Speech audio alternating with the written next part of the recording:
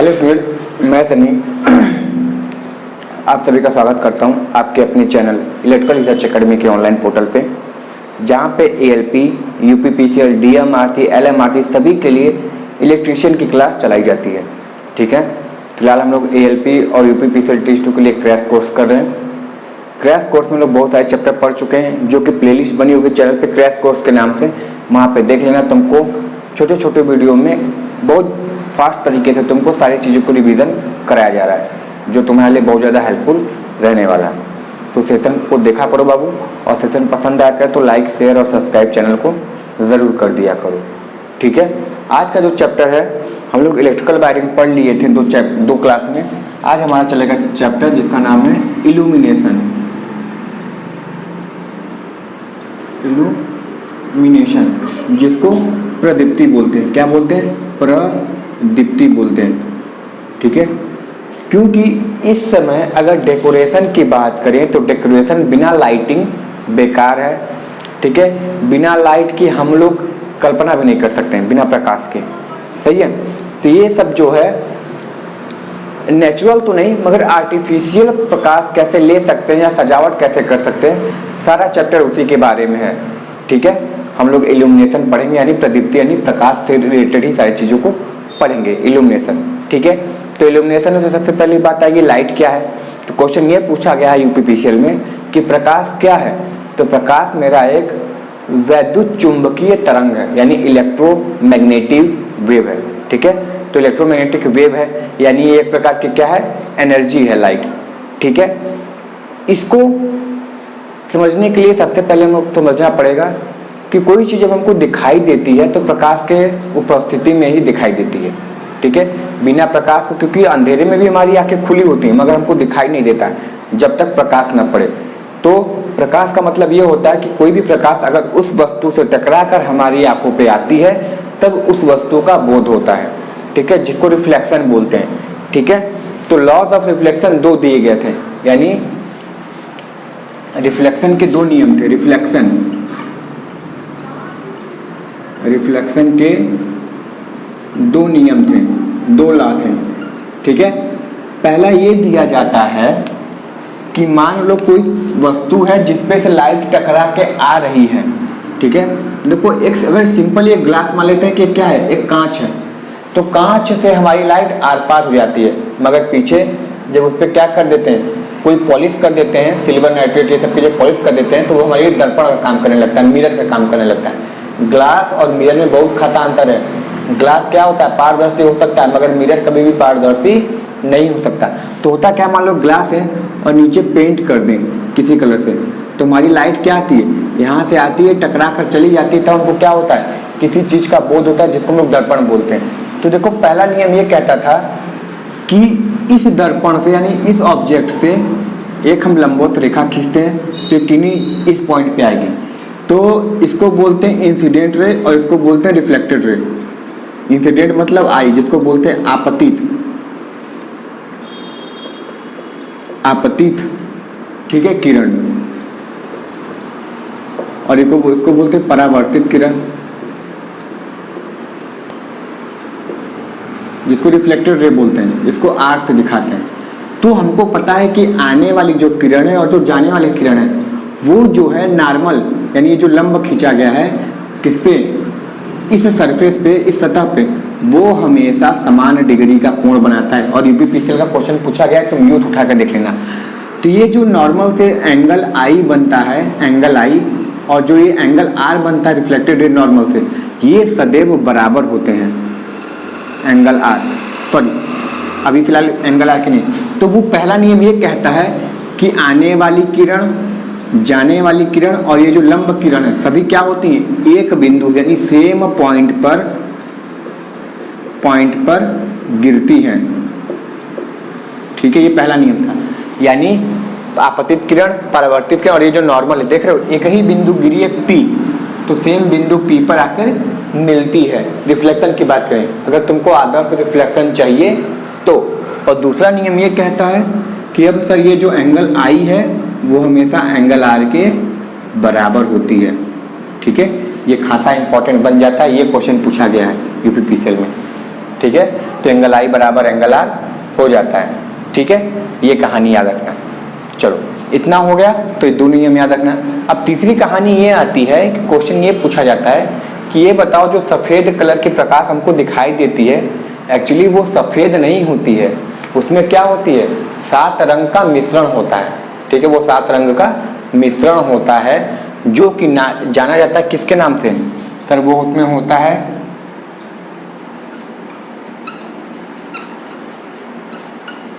Violet होता है, Indigo होता है, ब्लू होता है, ग्रीन होता है, येलो होता है, ऑरेंज होता है, रेड होता है। इन 7 कलर से मिलकर हमारी व्हाइट लाइट जो सूर्य से किरण निकल के आ रही है, इन 7 रेखाओं से मिलकर रंगों से मिलकर बनी होती है, जिसको विबग्योर बोलते हैं। जो तुम रेनबो में देखते हो वो यही 7 कलर पाए जाते हैं। ठीक है, तो क्वेश्चन ये पूछेगा कि जो 7 कलर में तोड़ा, जो किसी सफ़ेद लाइट को यानी किसी सफ़ेद प्रकाश को जो 7 कलर में तोड़ते हैं, उस प्रक्रिया को क्या कहते हैं, तो उसको बोला जाता है डिस्पर्सन। इंग्लिश में बोला जाता है डिस्पर्सन। ठीक है, 7 कलर में विभक्त होने की सफ़ेद किरण को या सफ़ेद प्रकाश को 7 कलर में रंग में विभक्त होने की प्रक्रिया जो कहलाती है वो डिस्पर्सन कहलाती है। और वो किसके द्वारा देखा जा सकता है, एक कांच आती है, ग्लास आता है, जिसको लोग प्रिज्म बोलते हैं। तो प्रिज्म कुछ इस प्रकार से होता है। तो ये देखो क्या है, सिंपल हमारा एक ग्लास है, यानी जो शीशा, दर्पण नहीं बोले, शीशा होता है जिसके आर पार हमारी प्रकाश आसानी से चली जाती है। दरवाजे के कांच देखे होते हैं, लाइट मारोगे तो अंदर का प्रकाश बाहर, बाहर का प्रकाश अंदर चला जाता है। तो ये उसी प्रकार का ग्लास है। तो ये बताओ, जब ये सफ़ेद रेखा आई है तो इसको सीधा निकल जाना चाहिए था। ठीक है, अगर ये सफ़ेद रेखा है, सॉरी सफ़ेद प्रकाश है, ठीक है, तो यहाँ पर भी सफ़ेद प्रकाश मिलना चाहिए था। मगर ये प्रिज्म क्या करता है, इसको 7 कलर में विभक्त कर देता है। ठीक है, ये जो प्रिज्म होता है ये 7 कलर में विभक्त कर देता है। और वो 7 कलर कौन से होते हैं, VIBGY O और R। विबग्योर में क्या कर देता है, तोड़ देता है। Violet, indigo, blue, green, yellow, orange और रेड में तोड़ देता है। अब बताओ, सफ़ेद प्रकाश अगर ऐसे गई तो शीशे में तो आर पार होनी चाहिए, तो थोड़ा सा भी, हल्का सा भी विचलन नहीं होना चाहिए था। मगर होता क्या है कि इस प्रिज्म से गुजरने के बाद प्रकाश में क्या आती है, विचलन आती है। तो क्वेश्चन ये पूछेगा कि बताओ किस रंग वाले प्रकाश में सबसे अधिक विचलन होता है। तो सर सबसे अधिक जो विचलन होता है वो हमारे V वाले में होता है। ठीक है, जिसको हम लोग डेल से दिखाते हैं। तो इसमें विचलन क्या होती है, सबसे ज़्यादा होती है। यानी ये जो कोण बनता है, ये वाली कोण सबसे ज़्यादा किसमें बनती है, हमारी इस वाले में बनती है, बैगनी वाले में, जिसको वायलेट बोलते हैं। और सबसे कम विचलन जो होता है किसमें होता है, वो हमारे रेड में होता है, लाल में होता है। मगर जो वेवलेंथ यानी जो तरंग दैर्घ्य है सबसे अधिक किसकी होती है, रेड की होती है। जो वेवलेंथ होती है सबसे अधिक रेड की होती है। और सबसे कम किसकी होती है, ये तरंग दैर्घ्य तो लैम्डा लिखेंगे ना, लैम्डा से दिखाते हैं। और सबसे कम तरंग दैर्घ्य जो होती है वो हमारे वायलेट में होती है। इसलिए तुमको दूर से ही लाल रंग दिख क्यों जाता है, क्योंकि सर उसकी वेवलेंथ बहुत ज़्यादा है। ठीक है, तो वो दूर से ही दिख जाता है। और ये वॉयलेट क्यों नहीं दिखता है दूर से, क्योंकि सर ये क्या होता है, हमको पता है कि वातावरण में हमारे छोटे छोटे कण पाए जाते हैं। तो छोटे छोटे कणों से ये हमारी बैगनी कलर टकरा कर क्या होती है, चितर जाती है, जो हमारी आंखों तक नहीं पहुंच पाती। मगर लाल ऐसा नहीं होने देता, वो दूर से भी रहती है तो हमको दिख जाती है। इसीलिए अधिकतर जो चेतावनी चिन्हों का प्रयोग करते हैं, हाईवे ये सब पे देखे होंगे, तो लाल रंग का प्रयोग अधिक किया जाता है। सही है, इसको याद रखना। और इसका कभी कभी तुमको पूछेगा कि वेवलेंथ बताओ कितना होता है। तुमको पता है कि सर जो तरंग दैर्घ्य होता है सदैव एंगस्ट्रॉम में दिखाया जाता है, एंगस्ट्रॉम में। तो 1 एंगस्ट्रॉम बराबर होता है 10⁻⁻10 मीटर।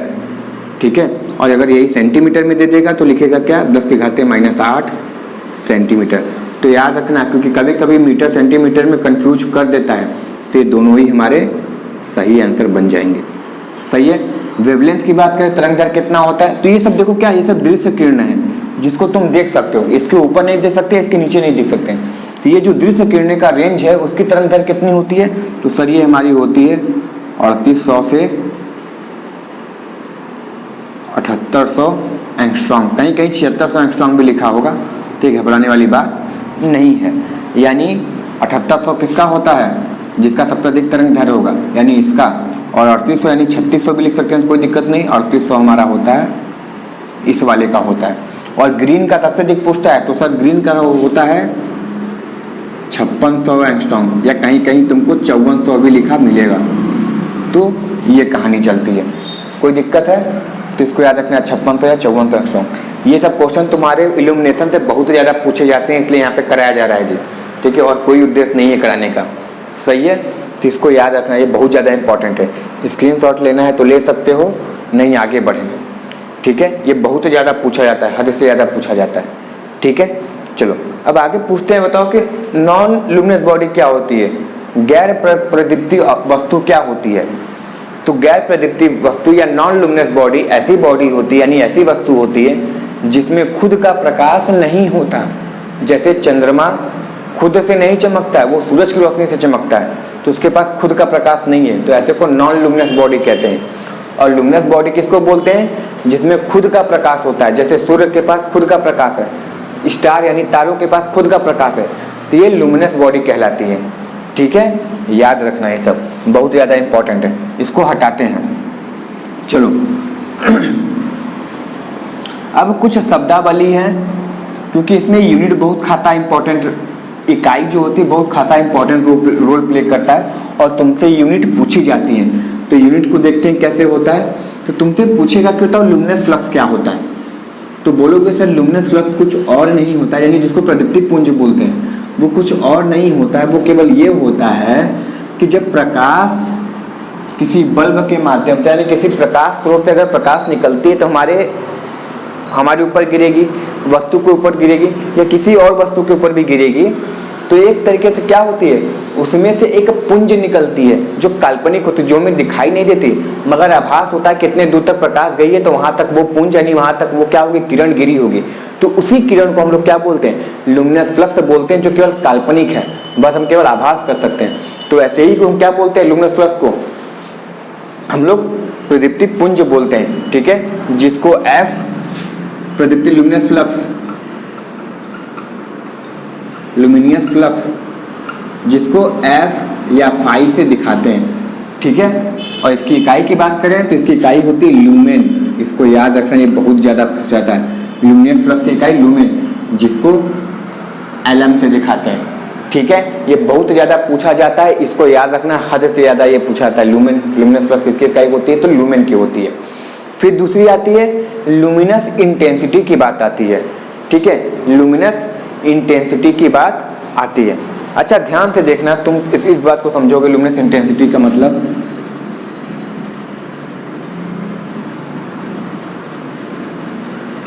लुमिनस इंटेंसिटी मतलब प्रदीप्त तीव्रता क्या होती है। तुम ये बताओ, एक तुम टॉर्च जलाए हो जो बहुत पास, किसी वस्तु के बहुत पास लेके गए हो, तो तुमको ज्यादा रोशनी प्रतीत होता है कि यार इसकी तीव्रता बहुत ज्यादा है। कोई तुम्हारे आंख के पास ले जाकर टॉर्च जलाए तो तुमको लगता है बहुत ज्यादा तीव्र है, तुम आंख मूंद लेते हो या दूर कर लेते हो, मगर ये कोई दूर से जलाए तो तुम आसानी से उसको देख सकते हो, कोई दिक्कत नहीं है। तो इसी को बोलते हैं क्या, प्रकाश की तीव्रता या फिर प्रदीप्ति तीव्रता बोला जाता है। जैसे सिंपल भाषा में ये बताओ, अच्छा मान लो यहाँ पे बल्ब जल रहा है, इस वाली की एक बल्ब जल रहा है और ये प्रकाश इतने ही की रेंज में गिर रहा है, तो इसकी प्रदीप्ति, इसकी तीव्रता ज्यादा होगी कि इस वाले की तीव्रता ज्यादा होगी। तो तुम बोलोगे सर ये वाली फैल के प्रकाश दे तो इसकी तीव्रता कम हो गई, ठीक है, रोशनी थोड़ी कम देगी, मगर ये फैल के नहीं दे रहा है तो इसकी तीव्रता बहुत ज्यादा हो गई। और यही कहानी तुम्हारे लेजर में भी होती है। तो जब ये फैल की रोशनी नहीं दे रहा है तो इसकी तीव्रता ज्यादा है, और ये फैल कर दे रहा है तो इसकी तीव्रता कम हो गई। यानी ये जो कोण है इसको बोलते हैं सॉलिड एंगल। सॉलिड एंगल जिसकी इकाई क्या होती है, स्टेरेडियन होती है। ठोस कोण की इकाई स्टेरेडियन होती है। और ये क्वेश्चन तो कितनी बार पूछा गया है, हमको बताने की जरूरत नहीं है। तो यही फॉर्मूला होता है लुमिनस इंटेंसिटी का, कि कितने कोण पे वह प्रकाश गिरा रहा है, ये भी मैटर करता है कि उसकी तीव्रता अच्छी है कि बुरी है, ठीक है। तुम ज्यादा ऊपर से कर देते हो प्रकाश को, प्रकाश स्रोत को, तो वो ज्यादा दूर तक प्रकाश देता है, मगर क्या होता है, धुंधला देता है। फिर जैसे जैसे करीब लेके जाते हो तो क्या होता है, प्रकाश की तीव्रता या फिर और क्लियर दिखाई देने लगता है। तो इसको इंटेंसिटी बोलते हैं। तो ये जो हमारी होती है लुमिनस इंटेंसिटी, इसको दिखाते हैं कैंडला से। इसकी जो इकाई होती है, इसकी इकाई कैंडला होती है, जिसको CD से दिखाते हैं। और इसके फॉर्मूला की बात करें तो क्या होता है, लुमेन पर स्टेरेडियन। यानी जाहिर सी बात है यार, लुमिन अभी बताया क्या होता है, लुमिनस फ्लक्स है, यानी जो प्रकाश की किरण अगर ज्यादा गिरेगी तो तुमको ज्यादा तीव्र दिखाई देगी, जाहिर सी बात है। मगर अगर ये कोण बढ़ा दें तो तुम्हारी प्रकाश की तीव्रता क्या हो जाएगी, कम हो जाएगी। इसलिए तो व्युत्क्रमानुपाती है कि कोण बढ़ाओ, पहले ऐसे प्रकाश गिरा था अब ऐसे गिरेगा तो ज्यादा धुंधला दिखाई देगा, तो इसलिए ल्यूमेन पर स्टेरेडियन इसकी इकाई हो जाती है। सही है, तो याद रखना कैंडेला इसकी इकाई होती है। और इसको दिखाते हैं किससे हैं, तो इसको दिखाते हैं सर आई से दिखाते हैं, जिसको लुमिनस इंटेंसिटी बोलते हैं। सही है, तो ये शब्दावली भी समझ में आ गई होगी। अब सॉलिड एंगल की बात समझ में आ गई। सॉलिड एंगल होता क्या है, ठोस कोण होता है, और जो प्लेन वाला होता है, जो सरफेस कोण होता है, जिसको सतह कोण बोलते हैं, उसकी इकाई रेडियन होती है। देखो सिंपल कहानी है कि जब प्रकाश गिर रही है बल्ब से, तो वो केवल ऐसे नहीं गिर रही है, वो चारों तरफ से ऐसे कोण के आकार, शंकु के आकार की प्रकाश गिर रही है ना। जैसे प्रकाश गिरती है तो सब तरीके से गोले का आकार बनता है ना, तो वो शंकु हो गया ना। तो शंकु के आकार से गिरता है तो जो ऊपर टोपी वाली जो हिस्सा है वहां पर जो कोण बनता है उसको घन कोण होते हैं, ठीक है, सॉलिड कोण कहते हैं। और उसी की इकाई हमारी क्या होती है, स्टेरेडियन होती है, स्टेरेडियन। और उसको दिखाते हैं किससे हैं, तो इसको दिखाते हैं ओमेगा से। सही है, दिखाते हैं किससे हैं, ओमेगा से दिखाते हैं, ठीक है। अब अगली कहानी, स्टैंडर्ड कैंडल किसको कहते हैं, स्टैंडर्ड कैंडल यानी मानक मोमबत्ती। ये क्वेश्चन बहुत ज्यादा पूछा जाता है कि मानक मोमबत्ती क्या होती है, ठीक है। तो देखो मानक मोमबत्ती कुछ और नहीं होती है, अगर कोई मोमबत्ती, ध्यान से सुनना, अगर कोई कैंडल लिख देते मोमबत्ती, अगर कोई कैंडल एक घंटे जलने पर केवल 7.76 ग्राम का ही मोमबत्ती खर्च कर रहा है या व्यय कर रहा है, तो उसको क्या बोलते हैं, स्टैंडर्ड कैंडल। स्टैंडर्ड कैंडल यानी इसको बोलते हैं मानक मोमबत्ती, ठीक है। ये क्या कहलाता है, हमारा मानक मोमबत्ती होता है। यानी जो अधिकतर मोमबत्ती होने चाहिए हमारे, वो ऐसे ही होने चाहिए कि मतलब 1 घंटा जले तो 7.76 ग्राम का ही उसमें क्षय हो, ज्यादा क्षय न हो। कम क्षय हो रहा है तब भी नुकसान है, ज्यादा क्षय हो तब भी नुकसान हो रहा है, तो लगभग इतना होना चाहिए। सही है, ये कहानी है। अब देखो कैंडल पावर क्या होता है, अगली कहानी, कैंडल पावर जिसको सीपी से दिखाते हैं। तो सर ये कुछ और नहीं, ये लुमेन मापने की इकाई होती है, यानी लुमिनस फ्लक्स जो माप रहे थे उसी को मापने की इकाई ही होती है, यानी लुमिनस फ्लक्स। ये सब जो यूनिट बता रहे हैं बाबू ने, ये सब यूनिट ना पूछे तो तुम कहना, बहुत ज्यादा इंपॉर्टेंट है। लुमिनस फ्लक्स मापने की इकाई यानी यूनिट है। और ये होता क्या है, सीपी बराबर होता है लुमेन बटे अपॉन 4 पाई। और ये तुम्हारे यूथ में भी पूछा है, तुम कोई प्रैक्टिस सेट लगाओगे तो वहां पे भी क्वेश्चन पूछता है। तो 1 सीपी बराबर क्या होता है, लुमेन बटे पाई। जैसे 314 सीपी दे देता है तो पूछता है लुमेन का मान बताओ, जिसको ऐसे निकालते हैं। और इसको अगर वैसे करें वॉट में करें तो वॉट में हमारा निकल के चला आता है 1 सीपी बराबर 0.0201 वॉट। इसको याद रखना, ये वॉट वाली कहानी भी बहुत ज़्यादा पूछी जाती है, हद से ज़्यादा, ठीक है। तो ये वॉट वाली कहानी भी याद रखना कि 1 सीपी बराबर इतने वॉट के बराबर होती है, ठीक है। चलो ये हो गई। आगे देखते हैं हम लक्स किसको कहते हैं। तो लक्स किसकी इकाई है, बहुत ज़्यादा क्वेश्चन पूछता है कि लक्स किसकी इकाई है, लक्स किसकी इकाई है, किसकी यूनिट है। तो बोलोगे सर ये जो इकाई है हमारी किसकी है, इल्यूमिनेशन, इल्यूमिनेशन की इकाई है, ठीक है। प्रदीप्ति की इकाई हमारी क्या होती है, लक्स होती है। क्या होती है, लक्स होती है प्रदीप्ति की इकाई। और एक लक्स बराबर, ये तो बहुत ज्यादा पूछा जाता है जी, लक्स बराबर होता है ल्यूमेन पर मीटर स्क्वायर। ये हद से ज्यादा यूनिट पूछी जाती है, लक्स बराबर ल्यूमेन पर मीटर स्क्वायर। ये बहुत ज्यादा पूछा जाता है बाबू। अगर ये सब तुमको लग रहा होगा कि हाँ सर ये सब यूनिट पूछे गए हैं तुम्हारे यूथ की किताब में या प्रीवियस क्वेश्चन में, तो सेशन को लाइक से जरूर कर देना चाहिए। सही है, तो ये हद से ज़्यादा पूछे जाते हैं। सही है। अब अगली कहानी आती है कि लुमिनस दक्षता क्या होती है, लुमिनस दक्षता क्या होती है। तो तो सबको पता है कि लुमिनस दक्षता क्या होती है। तो जो लुमिनस दक्षता होती है वो होती है आउटपुट अपॉन इनपुट, क्योंकि दक्षता तो हमेशा वही होती है, आउटपुट बटा इनपुट। इसको हटा दे रहे हैं जी, इसको पढ़ जरूर लेना, बहुत ज्यादा इस तरीके से देख भी लोगे तो तुम्हारा रिवीजन हो जाएगा। ठीक है, इसको हटाते हैं।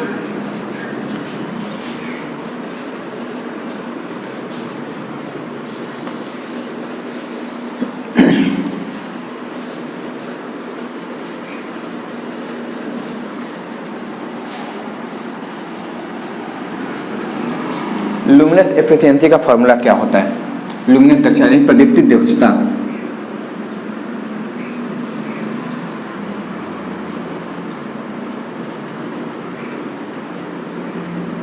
लुमिनस एफिशिएंसी का फॉर्मूला क्या होता है? तो हमको पता है लुमिनस एफिशिएंसी को ईटा से दिखाते हैं, क्योंकि यह तो ईटा से ही दिखाएंगे। तो ये हमेशा होता है क्या? आउटपुट बटा के इनपुट होता है। सही है। अगर परसेंट में निकालना है तो 100 से मल्टीप्लाई कर दो। अच्छा, हमको पता है कि जो प्रकाश वाले स्रोत हैं, क्योंकि लुमिनस इंटेंसिटी है तो लुमिनस दक्षता है तो प्रकाश का स्रोत का ही प्रयोग किया जाएगा। तो जो प्रकाश वाले स्रोत हैं उसका आउटपुट हमेशा प्रकाश के रूप में निकलता है। किसके? प्रकाश के रूप में निकलता है, यानी किरण के रूप में निकलती है। तो उसका आउटपुट क्या हो गया? प्रकाश की किरण हो गई। और तुमको बताया था प्रकाश की किरण को कुछ और नहीं, काल्पनिक रेखा होती है जिसको लुमिनस फ्लक्स कहते हैं। और लुमिनस फ्लक्स की इकाई क्या होती है? सर लुमेन होती है। तो आउटपुट तो लुमेन के रूप में निकलेगा। और इनपुट किस रूप में देते हैं बल्ब को या प्रकाश के स्रोत को? तो सर वैद्युत ऊर्जा के रूप में। तो किस में देते हैं? वाट के रूप में देते हैं। तो बस यही हमारी निकल के चली आई, लुमेन प्रति वाट। इसको बहुत लोग रखते हैं, मगर आया कहाँ से? वो यहाँ से आया। लुमेन प्रति वाट इसकी इकाई हो जाती है। सही है, लुमेन प्रति वाट इसकी इकाई हो गई, कोई दिक्कत नहीं है। ठीक है, चलो आगे देखते हैं कि ये जो हमारा इल्यूमिनेशन है, यानी जो प्रदीप्ति हो रही है, वो किन किन मैटर पे निर्भर करता है।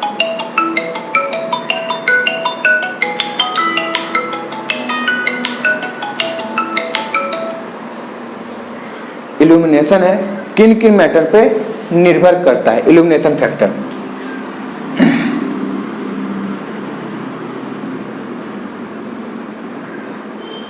इल्यूमिनेशन फैक्टर किन किन बातों पर निर्भर करेगा? तो सर सबसे पहला जो सबसे इंपॉर्टेंट है, 4 ऑप्शन देगा, पूछेगा बताओ इनमें से किस पर निर्भर नहीं करता है। ठीक है, तो किस पे निर्भर करता है? तो पहले तो sir space height ratio. Height ratio जो कि कितनी होती है? 1 संबंधित 2 होती है, इसको याद रखना। ठीक है, यानी तुमको कितनी दूर के प्रकाश को प्रकाशित करना है ये डिपेंड करेगा तुम्हारी हाइट पे, यानी बल्ब कितने ऊपर रखी गई है। जाहिर सी बात उसी पे करता है। दूर करते तो ज़्यादा एरिया कवर करता है, पास करते तो कम एरिया कवर करता है, तो उस पर निर्भर करेगा। दूसरा किस पे निर्भर करता है? तो सर दूसरा हमारा निर्भर करता है प्लेन से, यानी जो सरफेस है, सरफेस से लाइट सोर्स की दूरी।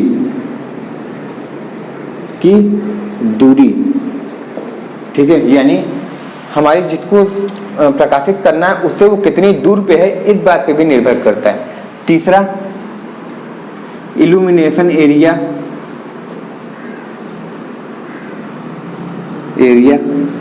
बल्ब 5 वॉट का है, मगर तुमको करना है 1 किलोमीटर एरिया का कवर, तो क्या होगा? नहीं काम हो पाएगा ना। उसको इतना ऊपर रखोगे कि ऊपर तो चला जाएगा मगर उससे प्रकाश नहीं देगा, तो इस बात पे भी निर्भर करता है।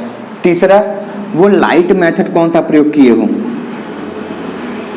लाइट मेथड कौन सा प्रयोग किया गया है, यानी प्रकाशित करने की विधि भी होती है ना, जैसे इनडायरेक्ट लाइटिंग, डायरेक्ट लाइटिंग, किस प्रकार से की हो ये भी मैटर करता है प्रकाश देने का।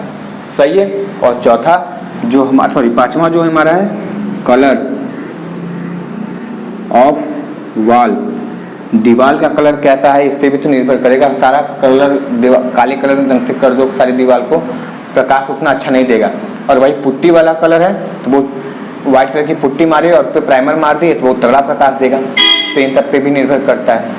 ठीक है, चलो। और यहाँ पे एक चीज और लिख दो, कर्टेन, पर्दा वर्दा जो है वो कैसा लगाए, इस बात पे भी निर्भर करता है। सही है। तो इन सब चीजों पे हमारी बात वैल्यू निर्भर करती है। ठीक है ना, चलो। ये इतनी कहानी हो गई। अब अगली कहानी जो है जो कि इल्यूमिनेशन के नियम है, जैसे लैम्बर्ट कोसाइन ला, स्क्वायर ला, ठीक है, इनवर्स स्क्वायर ला, लैम्बर्ट कोसाइन ला, उसको हम लोग नेक्स्ट वीडियो में कवर करेंगे। ठीक है, तो आई होप बाबू ये सेशन पसंद आया होगा, यूनिट वाली जो कि अधिकतर तुमसे पूछी जाती हो, तुम छोड़ के आते हो, आता है मगर कंफ्यूजन रहता है कौन किस में मारना है, तो इसको देख लोगे तो एक बार रिवाइज हो जाएगा। मिलते हैं नेक्स्ट वीडियो में, तब तक के लिए thank you very much and all the very best. Channel को सब्सक्राइब जरूर कर लेना बाबू।